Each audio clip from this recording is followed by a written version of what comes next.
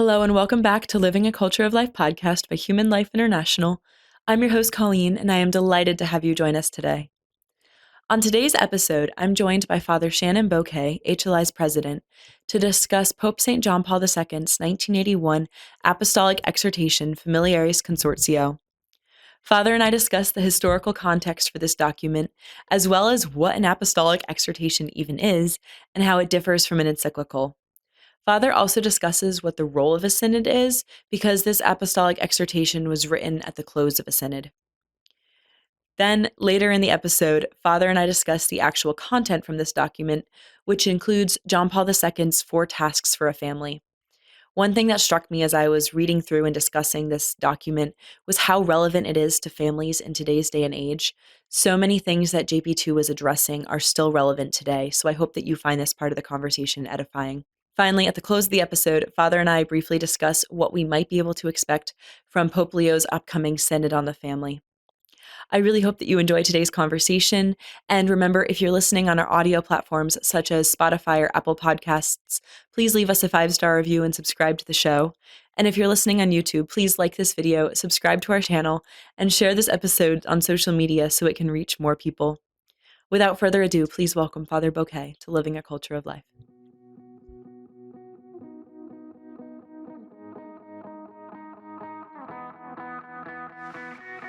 Welcome back to the podcast, Father. Always a blessing, Colleen, and it's great today to be with you, talk about a very important and current topic. Yes, and could you actually introduce that topic a little bit for us? So, because I was going to call it an encyclical, and it's not an encyclical, so could you just tell our audience a little bit about Familiaris Consortio? So what we're talking about today and hoping to kind of broaden on, because as we know, before I kind of dive a little bit, is Pope Leo the 14th is called for a synod. Mm-hmm. He's called the presidents of the Episcopal conferences from around the world to Rome to talk about the family, marriage and family. So this is very fitting because this is very similar to what John Paul II in 1980 during a synod on the family.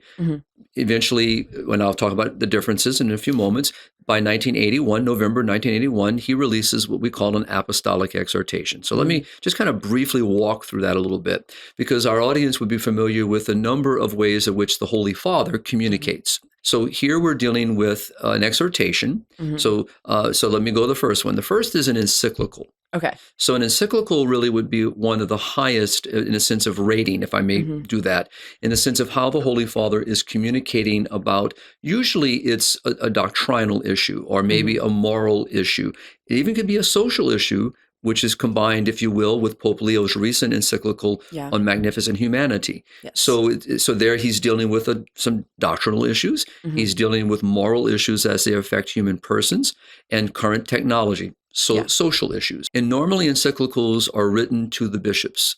Okay. Now, they can be written to the bishops, priests, the religious and the lay faithful. So sometimes you will see that. But in many cases, it's a way for the Holy Father to communicate with the bishops of the world, who they themselves in the local church, the particular churches in which they shepherd, are there to then take that teaching and bring it to the people of God. Yeah. And the second really actually is what we call an apostolic constitution.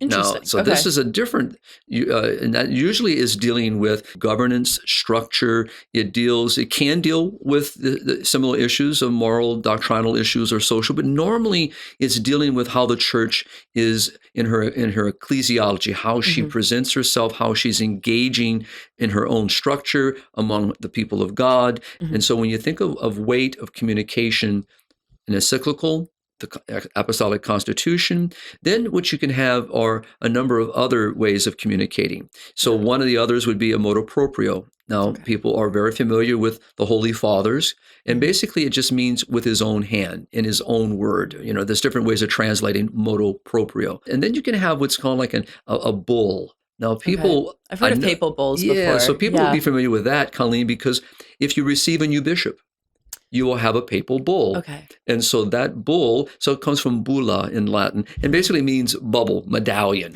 So you kind of think, because what happens, it has a seal on it. Yeah. A round seal, and usually the Holy Father's insignia. So basically it just has weight in the sense that the Holy Father is communicating. Like when you receive a new bishop, you'll see the new bishop-elect, or maybe the bishop designate, walk around during an installation or maybe a consecration ordination of a priest to the episcopacy, holding the papal bull and showing it to the people of God. So that's a very formal document. And then of course you have letters from the Holy Father. For example, as a priest, Pope John Paul II would write letters to the priest, at Easter time. So basically the correspondence of the Holy Father. Yeah. Then we have the exhortation. Now, in a sense of level of authority, in a sense, I think what I often want people to think about is an encyclical, the apostolic constitution, and usually, an exhortation. Okay. But again, a motu proprio could be, whether it be on the liturgy, whether it be on canon law, that has tremendous weight to it. The Holy Father. But these are all modes of ways in which the Holy Father is communicating. It would come above like a letter, for instance. Right. Okay. Depends on what's in the letter, of course. Yes. But I would say here that generally when you have an exhortation like Familiaris Consortio, so let's translate that, is it's the family in the modern world. So what we're talking about when Familiaris Consortio. If we kind of consider, how do we approach this? We got to go back to a synod. So that's why I began with the one that Pope Leo XIV has called to deal with marriage and family. Well, this is exactly in 1980 what was happening. A synod was called to address the family in the modern world. What was happening in society? What were the social implications on marriage and family life? So the church is looking at, it's in a sense assessing, where is this today? And then how does the church's moral teaching, how does its doctrine and its understanding of marriage and family life, how does it then speak to the world? So it's not about changing things. It's how does this great good that the church has advocated for, continues to advocate for, how does it speak to the modern world today that maybe has lost sight of it? So, for example, in Familiaris Consortio, the Holy Father in section 1 and section 2 will talk about some of the challenges. He's going to look at the challenges of issues of contraception, the issues that we see against procreation. So he's addressing issues. So it's more of like identifying what, like, for instance, talking about the family, it's identifying the challenges facing the family, the strengths, what the faithful basically need to hear from the church to be able to help them to thrive in the vocation that they're called to. It could be a combination of all that. Okay. So in this situation, absolutely. So we have some challenges, we have some difficulties, and then the church is reflecting what's led to those difficulties, what's happened, has a misunderstanding of these great goods, a complete rejection of the great goods. So how do we recognize that? What are the threats? What are the difficulties? What are the challenges? So what we often see, what John Paul will talk about in this particular exhortation, is the fact of how we misunderstand the human person. And then we misunderstand marriage and family life, thinking that the church's teaching is imposing some restriction. But what he reflects on is the complete opposite. That when we live in the identity that God has created, and this is what John Paul is really reflecting on from the Synod, is that, what God has created. So marriage and family life is a gift of God himself. It has a God-givenness, a character to it that the state, that society, and that culture does not bestow. And so it's how we start from that perspective that shapes everything else and how we approach. And so that's very important in a world that doesn't hear that, right? And so, and especially when we start, as we did before we began our podcast, just talking about some of the other current issues today that affect those with handicaps, disabilities, whether they be physical or cognitive, how the world looks at life, whether it be in the womb at the very beginning or whether it be later in life with, just the natural result of growing older and disabilities begin to happen. How does the world look at this? And in a way, I know we're going to come back to Pope Leo's encyclical in a separate podcast, and we'll have much to talk about with that. But the idea how the Holy Father was looking at how that word efficiency is applied to technology and how that technology is almost seen as an end in itself instead of starting with the human person. Mm-hmm. And that's what shapes our understanding. So Yeah. I know we talk about this so often, and probably people say it sounds always like a broken record, but in reality, it is always the starting point. Before we dive into the actual content of Familiaris Consortio and like what led to its writing and who it was intended for and all of those questions, could you just briefly explain for our audience what a synod actually is? Because I know you mentioned that this was written at the close of a synod, and then Pope Leo is calling another one. And I feel like synod gets thrown around a lot. People talk about synodality, and I think that the actual understanding of what a synod is, people aren't always fully aware of. So could you just brief definition? Very good. Thank you very much. And I think sorry about that, but I definitely think that we can use Pope Leo's recent call to the presidents of the bishops' conferences around the world. Okay. So what a synod is a consultative body that the Holy Father can call to himself. In this case, it's the bishops, and he will invite certain experts in different fields to be a consultative body. And so that basically is the Holy Father is looking for insight. He's looking for what is happening in Africa, what's happening in Asia, what's happening in Latin America, in the Americas, in the developing world, the underdeveloped world. What's happening, in these areas, and what are the areas that are in almost in a hierarchy, because you can't address everything. Yeah. So you want to get underneath and look at what's causing this. What are some of the systemic issues? Okay. And then the Holy Father, that's what an exhortation is. He's going to reflect. He's going to take, now he can write an encyclical. He's not limited to how the Holy Father wants to respond. So let me make that clear. He chooses how he will respond to this. Generally, we'll see it in an exhortation. Okay. But it doesn't have to be. He can pick up moral issues and doctrinal issues and the social issues, like we saw with the issue on AI with Pope Leo XIV. Yeah. And Pope Leo can take that from that synod and say, no, I think we need to elevate this to another level so that it begins then to be addressed at the local and particular churches in a very more intentional manner. Yeah. Right. So again, not that the exhortation doesn't do that. But basically, he's trying. So it depends on what degree he thinks this needs to be addressed. Okay, interesting. So it's really it's not a governing body. It's not telling the Holy Father what to do. Yeah. It's not telling the church to change anything, like some people thought with Humanae Vitae, or what people might have thought, hoping that maybe Humanae Vitae would maybe not go as far as Costa Connubii before. All these various things. And we have human elements involved, so there's going to be different people with different perspectives, but the Holy Father then gleans this information with those working closely with him, and then he will decide what he believes should be addressed, kind of summarizing the synod. Okay, that makes sense, and that's a very helpful context to have of going into this.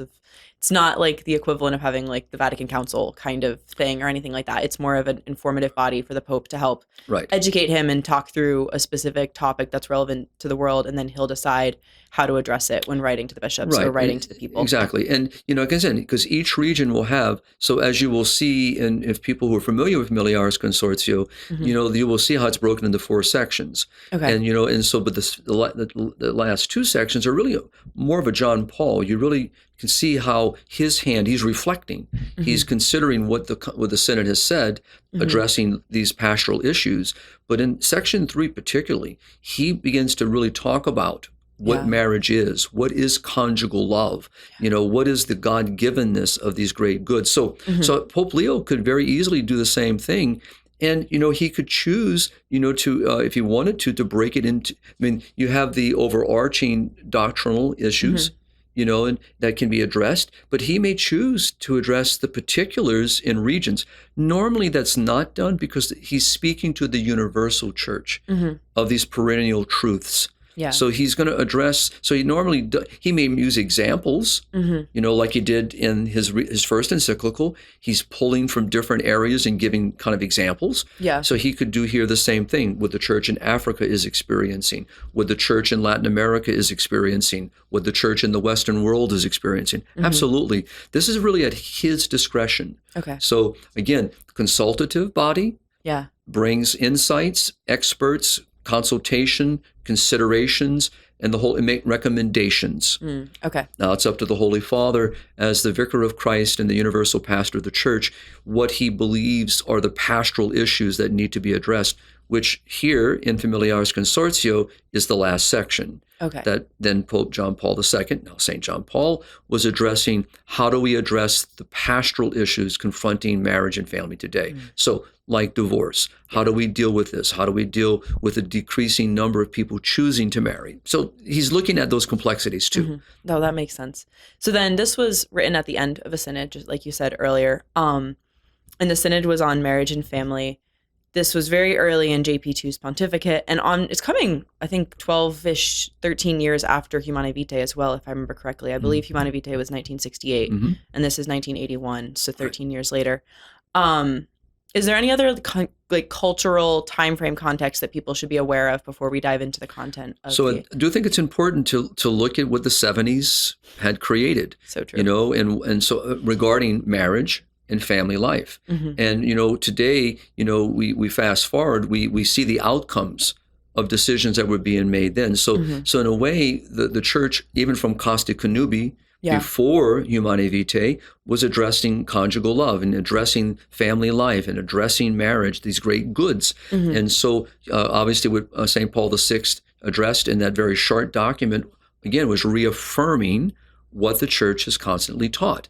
And so now we just kind of push forward and we see what have been the consequences because people rejected that perennial teaching. That's still being rejected today, right? And why it's estimates up to 80% of Catholic population has embraced contraceptive mentality. So that has consequences. So what John Paul, the Synod, was addressing were those consequences.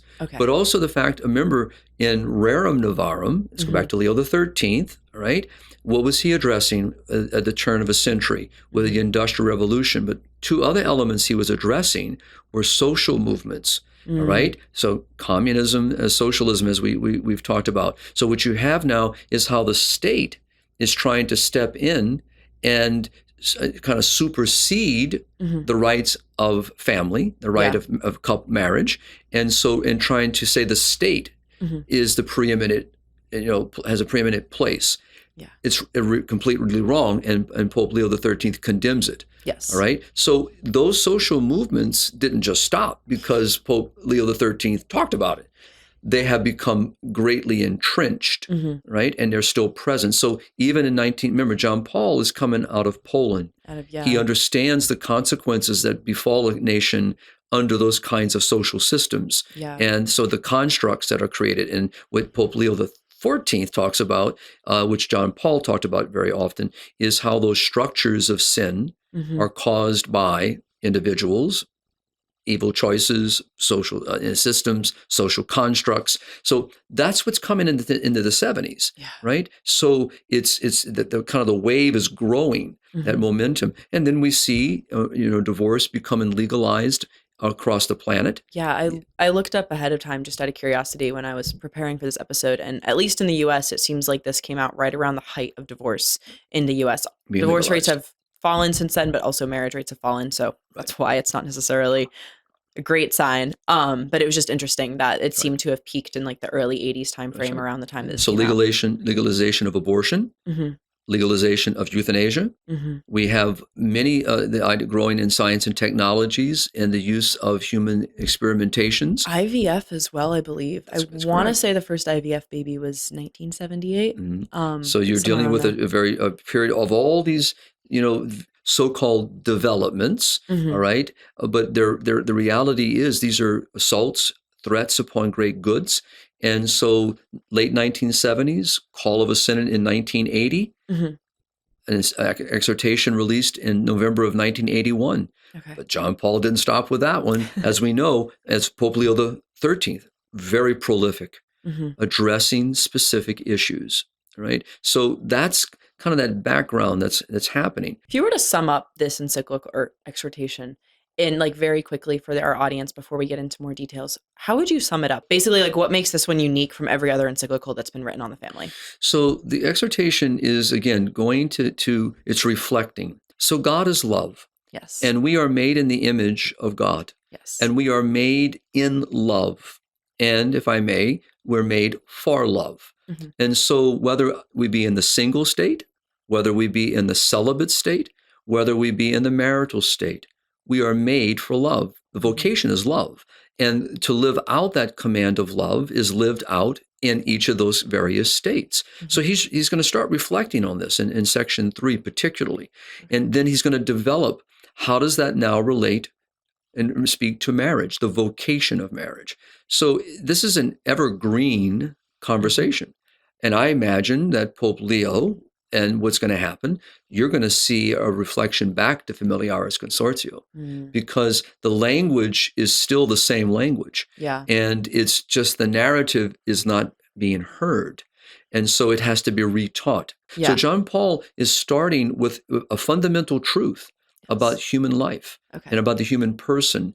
And so that's what makes this an evergreen conversation because then it bespeaks to how we address, in this case, family life, marriage, right? So he's not going to talk about, he does talk a little bit about celibacy and he does talk a little bit about the single state, but it's not going to get into great detail because that's not the topic at hand. Yeah. The topic at hand is marriage and family life in the modern world. So he wants to address, but he's got to start by reminding people of the fundamental good and then develop from that great good. How does that speak to the vocation of marriage? How does it bespeak to society? Which you asked me what I thought was some of the more important sections. I would say the whole document. Obviously. But I will say this, and I mean this with charity, it's probably a document that most have never read. It's one that really still speaks to the modern age. And I don't believe it's reflected on enough. Even the charter on the family that's within the document is really still not has become reality. Yeah. So we can spend many podcasts reflecting on. Underneath section 3, what the Holy Father talks about in here is the role of the Christian family in the modern world. So now again, he's taking it, developing what I've been talking about, but he's going to move that conversation to 4 ways. Okay. And so what I'm going to like to say is that he talks about the kind of the general calling of the family. So that's why we go back the 4 tasks of the family. Yeah. So in a sense, when you think That about did stand out to me. vocation, it's a vocation. And if we don't again understand the human person, we don't understand the inherent dignity, intrinsic dignity of the human person. If we don't understand the vocation of every human person made in the image of God, called into that love that we're all called to live. So then then it also affects, if I feel called to marriage, it also then can be a hindrance to my understanding of what my marriage vocation is. So this is why he says, the first thing is that, in a sense, forming a community of persons. Yes. So we have to form. Second, sharing a love which serves others, serves life, procreation, all right? But also serves life at every stage, right? Participating in the development of society. You're a married woman, so have you and your wonderful husband really thought about how and discussed how are we shaping society? I'm not saying that as a criticism, but it's probably not something common to a dinner conversation. How are we going to go out and shape society tomorrow, honey? Kind of thing. But what John Paul is saying, but it should be in the mindset, right? And the fourth is sharing in the life and mission of the church. So here are these very key principles, and I went ahead and I broke them down. So that, I'm not going to go through all of them because it's very, very long, but I'm hoping that, that to me, that this is the heart. And it leads really to the charter on the family. It leads to, in a sense, what is the role of the family? Remember, that's what this is about. So he kind of gives marching orders. He tells us exactly what is the role, what is not necessarily, kind of in the mud, every little detail. That's not his role. No, but he is giving the principles. The commanding general of these are the things that you need to accomplish. Exactly. And then your subordinates figure out the details of how to do it. Exactly. And that's why, in a way, as I said, again, because the letters, exhortations, constitutions, encyclicals, obviously they're written in primarily written to the bishops of the world, the shepherds of the local church. But again, this exhortation is the Holy Father reflecting to the church the role of the family in the modern world. So let's look at the first one, forming a community of persons. Again, I got several bullets. I am not going to walk through all of them. And if you want more detail, I've written on this many times in many articles. So, so he says, love is the center of the community. That's the first part.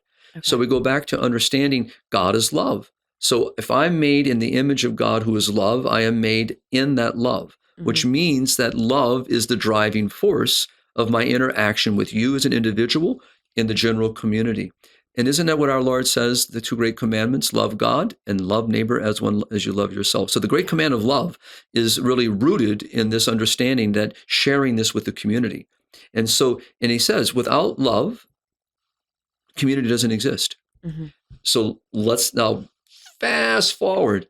What is Pope Leo XIV saying in his encyclical on the conversation about artificial intelligence?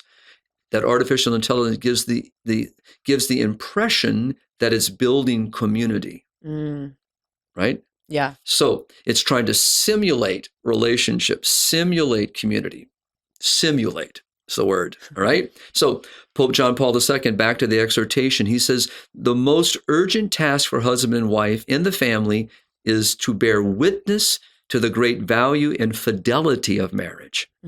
So he is going completely, the Synod, with the Holy Father leading, he's going countercultural to a time where divorce was being celebrated, in a sense. It undermines society. It undermines the common good. It distorts community life. It's harmful. So the Holy Father makes it very clear that it's fidelity, this commitment for life, this indissolubility, this exclusivity, right? Going against a promiscuous culture already growing, all right, in late 1970s, moving into the early 80s. So he's speaking against this mindset, and he's speaking to married couples. It's fidelity. And like I mentioned earlier before the podcast, I believe when we started talking a little bit about this, is people in this world today, as in the day of 1980s, believe that it kind of distorts my freedom. I should be free to do whatever I want to do, but it's the complete opposite. And what the Holy Father explains very beautifully in Familiaris Consortio is true freedom is living in the identity and vocation of the love that we're called to live, which is fidelity in marriage, responsibility in procreation, meaning caring for what God has given, caring for the children that God has gifted husbands and wives with, and their openness and cooperation with God. This is all very important. Imagine to a world that doesn't hear this. So that's why I'll be very, very interested to hear how Pope Leo XIV will speak to these same issues now, so many years, decades later, where we now have so much example to point to. I'll be very interested. Also, he says that the spouses have the obligation to serve each other. So that's self-giving, self-donating, right?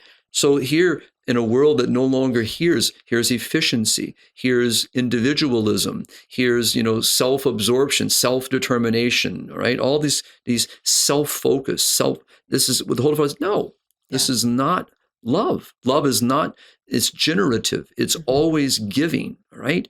And so then he says, children contribute to their family by love, right? So respect and obedience shown to their parents. So he shows a community within the family, right? Husbands and wives loving each other, faithful to each other, committed to each other, self-giving, self-donating, children seeing that example of love, being raised in that love, seeing their responsibility to be obedient. And here the Holy Father will use Jesus, who was obedient to Joseph and Mary, obedient to the will of the Father. So he's just making these beautiful teachings. So And the last thing I would say maybe in this section, he starts getting into rights, so beautiful, the rights and role of women, that the rights and roles of women, he gives so much mention to this, and he talks about that men and women are equal, right? So this is something very important in a world that's already starting to try to drive human definitions in a sense of and structures of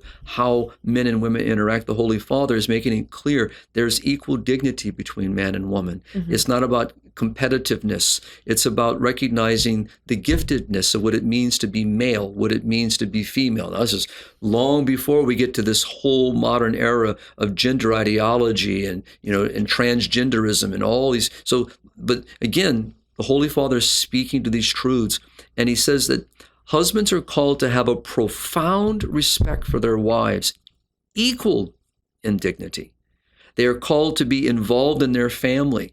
So he's speaking to this absent landlord that we have because of divorce, because of the breakdown of the family. And he says both parents have an equal share in the education of their family. So this is the first section, community of persons. Yeah.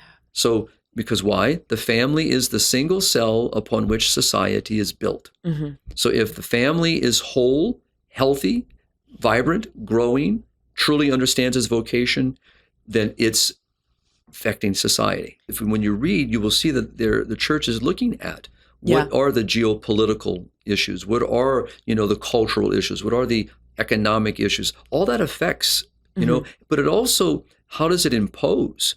So you think about, which again, kind of come back to Pope Leo and in his first encyclical, he's talking about, going back to Rerum Novarum, where people were being pushed toward the metropolitans, towards city life. But the city itself was ill-formed in how to deal with the amount of population, from the care of people moving to the cities, from the basic needs of food, hygiene, road structures, hospital care, education, all these things affect. Yeah. And so when you have society pushing against the most important cell of society and trying to tell it how you're going to conform to us, Pope John Paul says, no, this is not how it is. It is the opposite, is that the state is to conform to this fundamental cell. Now, that's a slap in the face to modernism, and it should be, and it needs to be slapped more often, because it does. Even today, that's our problem. It remains the same. Yeah. It's actually become far worse. Yeah. The intrusion, right, upon this fundamental cell.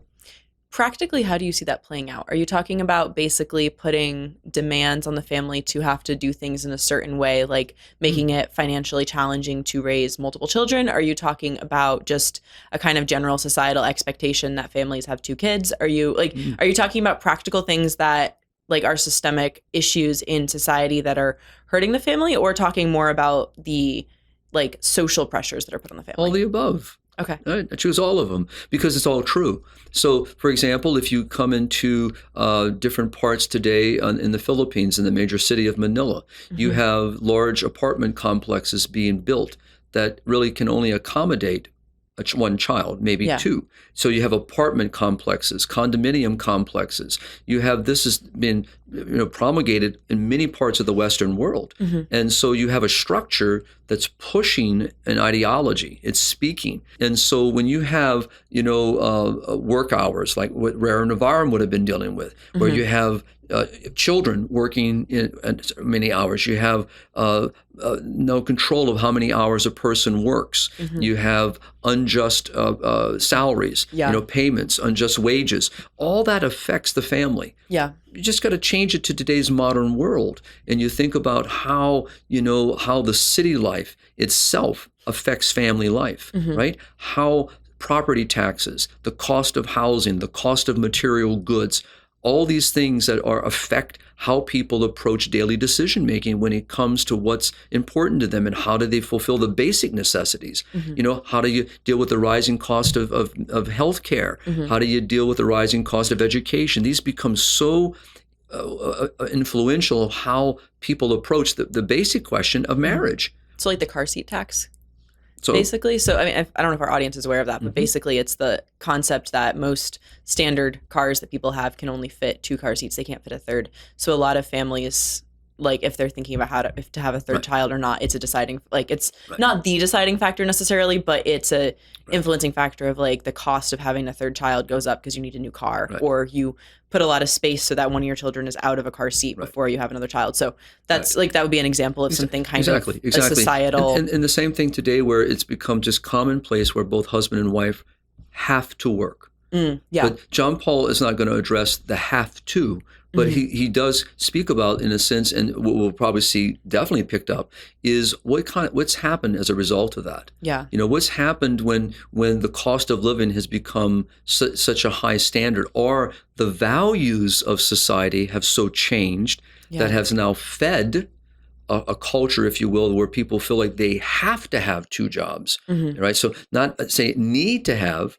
but feel that they want to have because they want to have all these various different values. Yeah. So these things affect the way that people approach. So again, if we just turn back a page and come back to the vocation of the person, the vocation of marriage, the goods that we're trying to advocate for and promote, how does that shape our cultural definitions, policies, laws, governance? So again, not the other way around, which is what we see is how, and we see this through social media, especially today.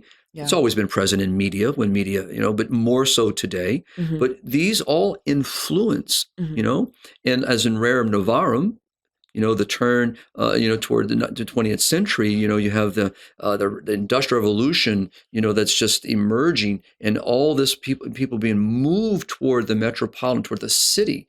And that in itself took people from the rural communities. It separated families from their own families back in those rural communities. That had a huge impact. Yeah. That still has an impact today in a very mobile. How does it affect migration? How does it affect immigrant workers? See, these are all complexities. Well, and also, how does it affect the community? That's very helpful for raising a child. In the past, you just had more natural family structures where women who were trying to raise children had moms and aunts and people around them to help kind of support and a stronger network. And so now you're kind of doing it on your own, and you don't necessarily have the support group around you that makes that an easier process. Right. So these are things, again, and we're only just kind of highlighting them.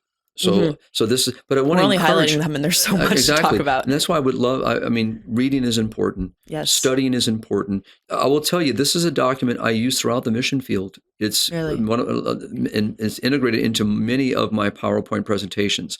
Right. So it's very important. And then the second one, I'm sorry, you had a. That was going to be my question. So we covered the first task for the family. Mostly. Talked about it. We discussed it. The first task for the family, which was forming a community of persons. Right. The second task is serving life. What does John Paul II say about this? Well, this is where, again, he's now going to get a little deeper into the fruit of conjugal love and the beauty of what that love means and its reflection of the good of marriage and the ends of marriage. And he says spouses are to give themselves totally to each other in the conjugal act. So serving life. So again, the heart of the vocation. So if God is love, we are made in love, and we're made for love. Love is not self-seeking, St. Paul's own words. So people want to go back and read 1 Corinthians and can get into the beautiful teachings of St. Paul, and as he reflects on what love is. Love is kind. Love is never jealous. It's always giving, always willing to forgive. So he's reflecting. It's always about the other. Yeah. Serving the other, always. And he says it's also an honoring God, in the inseparable union of the ends of marriage, right? Yeah. So which is this love and life, right? So the idea that of like Dr. Janet Smith would often say of bonding and babies, right? So the understanding that this is inseparable. So it's serving. So this is the problem even in 1981, right? Just as it is today, is that we don't see servanthood. We see serve me, we see self-absorption, which again is what feeds the contraceptive mentality. It doesn't want to serve life. It doesn't want to serve the ends of marriage. It doesn't want to serve the good of the other. It wants to have control. It wants to place restriction. It doesn't want to be open. It doesn't want to be responsible, for its act. It wants to be responsible free, which there's no such thing. Right? And so he says the love between husband and wife must be fully human. This goes back to Costa Connubii, goes back to Humanae Vitae. Yeah. So to do anything contrary to the God-givenness of conjugal love, here we're talking about the sexual act, basically makes it into a different kind of act. Yeah. It changes it. It changes its meaning. And this is why John Paul starts in section 2 of chapter 3, but it's about serving life. But he goes on deeper. He says that, again, talking about, the beauty of procreation. So he's going to spend a lot of time on this because this is something that's very much that is happening in that period. But I can close my eyes and if you read a paragraph to me, I can say, I think I'm in 2026 and that Pope Leo just wrote that. Yeah. Because it would say the same thing, because the same situations. And he says that spouses are called to be generous to life. So even then, we were watching demographics. We were watching the number of children born to the average family changing. John Paul's, talking about being generous with life, being open to life, which is what marital love is supposed to be, never self-absorbed. And he goes on, he says that, and then he moves that conversation because of this openness to life and the responsibility that comes with the generation of human life, that the parents are the primary educators. So now again, he's going in a way at the state. It's not you who tell parents how to raise their children, but parents are the ones that are responsible for the primary formation, education of their children in the faith and in the values that are important to the family. And the state has no right to impose. Here we're talking about, without getting into it, religious liberty, freedom of conscience, right? So all these places in here, he says, their role is so decisive that scarcely anything can compensate for it. So he's speaking very clearly, which the church has continued to teach, the parents do not have the right to even give that authority away. If I were a parent, I can ask others to share in it, but never replace. Whether that even be the church in her catechesis or in the public system. Parents are fundamental in this. And then the role of Catholic educators is to support the parents in that, not to usurp their authority. Right. So now we're back to structure. Yeah. So in a sense, what is the reason for Catholic educational systems? Right? What is the role of catechesis in the parish? Right? So what does it function? It's not to supplant, it's not to replace. Things are moving from a hierarchy. So John Paul started with a hierarchy of value. Yeah. Right? And so he started with understanding the human person. Yeah. Understanding the vocation of the human person. This is all understood with that in mind, right? Because why? What's the purpose of this education? Is to help the human person live their vocation and to flourish in accord with God's design for each of us. Yeah. Not to work in discord, but to work in accord. Very important. And so oftentimes when you read, even an encyclical or an apostolic exhortation, it's important to start from the top, right? Yeah. Not from the back pages. Start from the top and see how that teaching is being moved forward and how it's affecting each level. Sometimes we don't want to do that. It's funny. I feel like with Pope Leo's most recent encyclical, one comment I saw a lot was just people commenting on how long encyclicals have gotten these days. And as you're saying this, I'm just thinking the reason they're getting so long is because they have to summarize what all these other encyclicals say before they can get to what they're particularly addressing. Yeah, I think people ought to read judicial briefs and realize they're not brief at all. And so, but part of it again is just you have to establish, and I would say, Colleen, part of it really is because people have forgotten what the church actually teaches. Yeah, and so it's having to reteach. And so that only makes, but I agree. I wish they were a little shorter. All right. I really do. But I understand especially when you read through them, what's having to be repeated. Yeah. Constantly. Why you have to restate all of these things before you can get to the meat of the new topic you're addressing, because there's such a lack of understanding, or there's just so many different teachings to kind of clarify this is what the church says before you. Like a judicial, brief or precedents. Yeah, you have to give the framework that the conversation and the discussion is happening. Very good word. Thank you for saying it. It's very true. It's a framework. Yeah, very, very important. And just just a few more little points from that section 2. Yeah. He says very beautifully. He said it is the parent's privilege and duty to share the details. Even here, he mentions about sex education. Oh, interesting. Yeah. Now I got to remember now what's going on in the 70s, 80s, right? Now think about how that's going on today.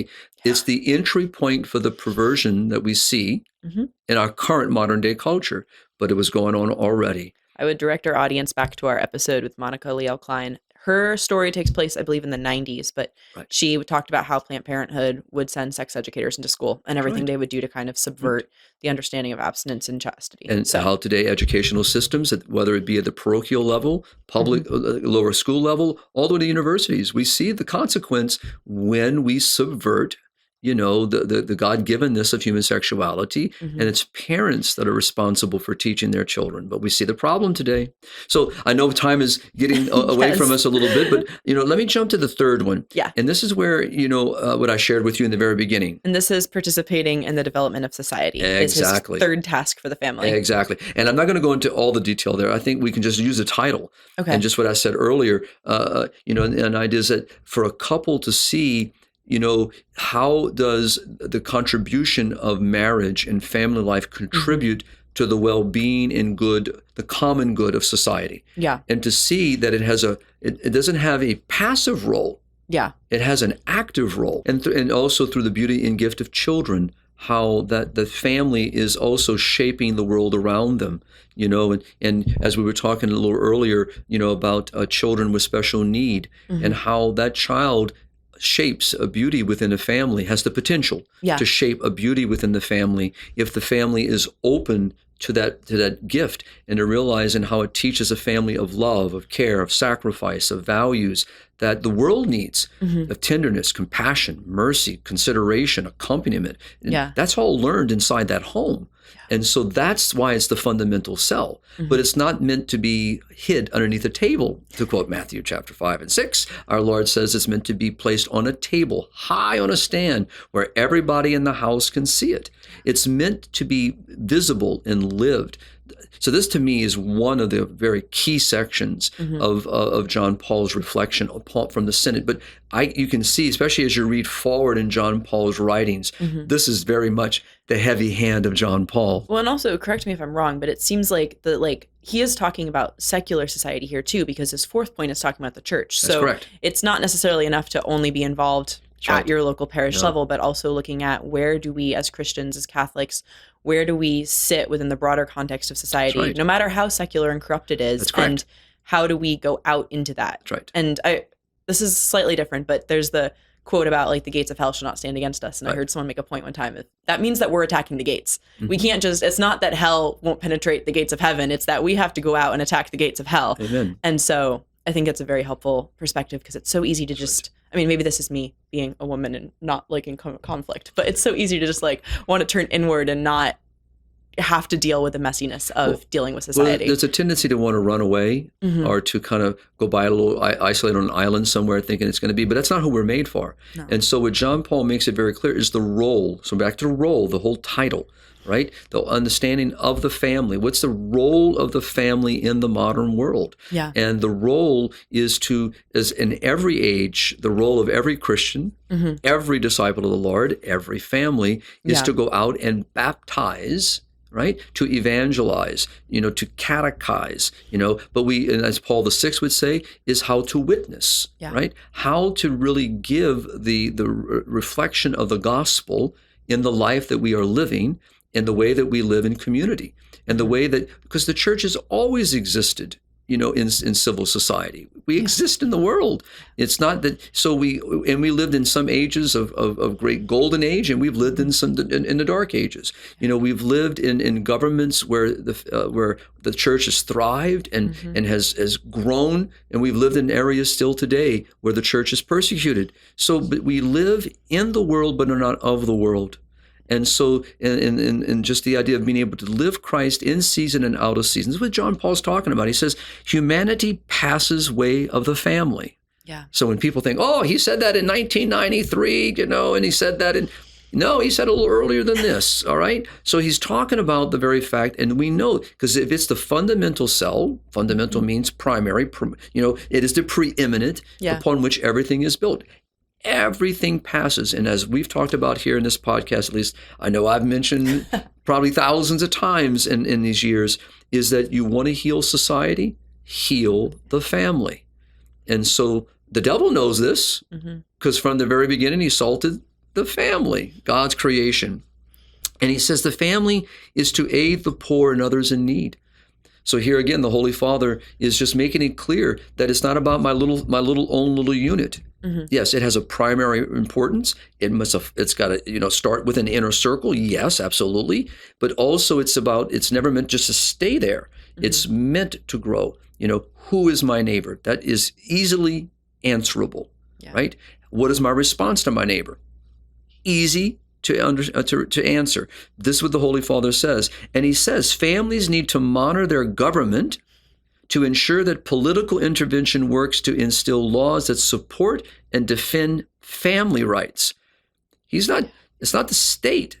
So this is, again, he's saying families. So we look about, nothing happens in a vacuum, Colleen. These horrible laws that we see around the world, in our own country here, is because we allowed those laws.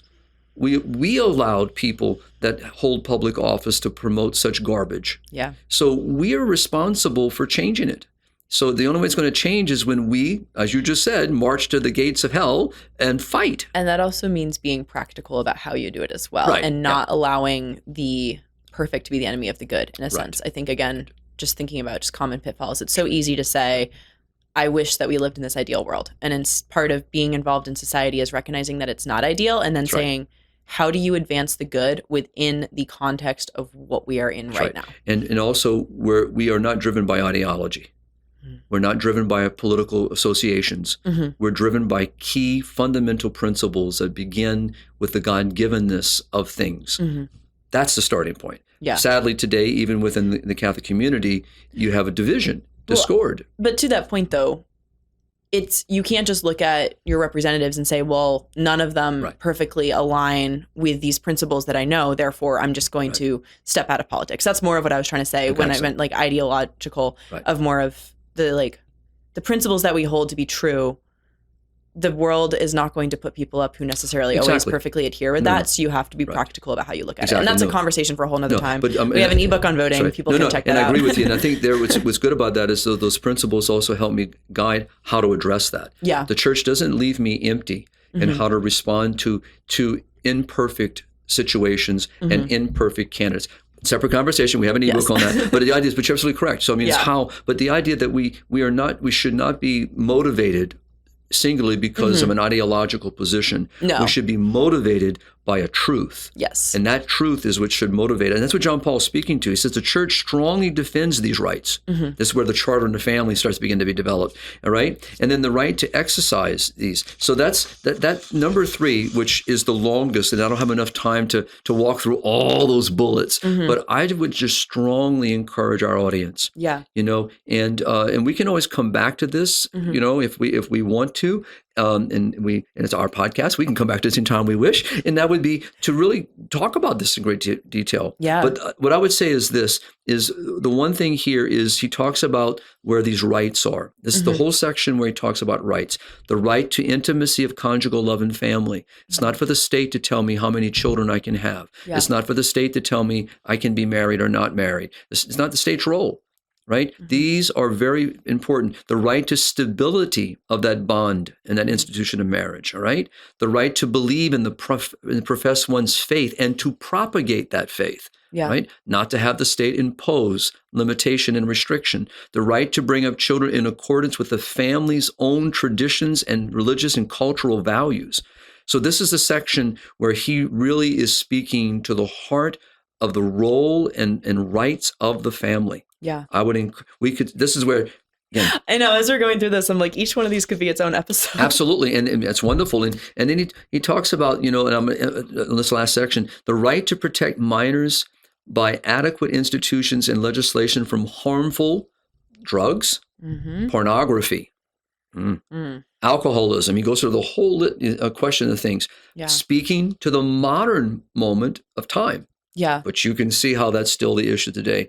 So I mean this in jest, but it would be like the synod that's going to occur later this year, just picking a Familiaris Consortio, changing the dates, and just sign it and say, okay, we reflected, because it's going to speak so much to the same issues. The new exhortation that comes out of it is going to be twice the length of this, because you have to copy and paste everything in this and then add all of the new problems. That's right. And then the 4th section, is the task is sharing in the life and mission of the church. that speaks for itself in many ways. But for me, that is where the heart of the whole reflection resides, is in that section 3. They're all very important, of course. And then the last section, he just kind of picks up the last part 4, where he picks up the pastoral issues of the day. So he's looking at how do we respond to those in divorce situations? How do we deal with people who have been abandoned by their spouses? How do we deal? And he just kind of walks that through. But again, he speaks to them, but he's also calling upon church hierarchy, the leaders, the shepherds, but he's calling upon all the people of God. We all remember, we're part of community. How do we respond to this? So section 4 to me is kind of the marching orders. So section 3 has the 4 tasks. Right. And then section 4 is dealing with the pastoral, how to pastorally help these things. What are the issues? So he kind of speaks to those issues again. He speaks about those threats again. But also the human condition, because we have many people still today who are abandoned by their spouses, no fault of their own. We have children whose parents, have abandoned them. I mean, the dynamics are similar and new. So how does a church, how do we as a people of God respond to this? How do we respond to the growth in the contraceptive mentality that's now created a demographic problem around the world? That's what I'm saying. I can see this encyclical exhortation that Pope Leo will decide which one it will be. Or, he doesn't have to do anything at all. He actually doesn't have to be anything. It could be something else completely new, how that reflects. But you can see how the new conversation is going to pick up on this and start adding current issues. I'm sure IVF and things like that will be covered. Because it's grown so much. Embryonic research, all this kind of stuff that we're seeing today with regard, and I can see how does AI. Especially with the pornography and online social media. Exposure to children. How do you educate children within that context? And there's so many. You can also see how the state, the state could be addressed again, because we see the intrusion.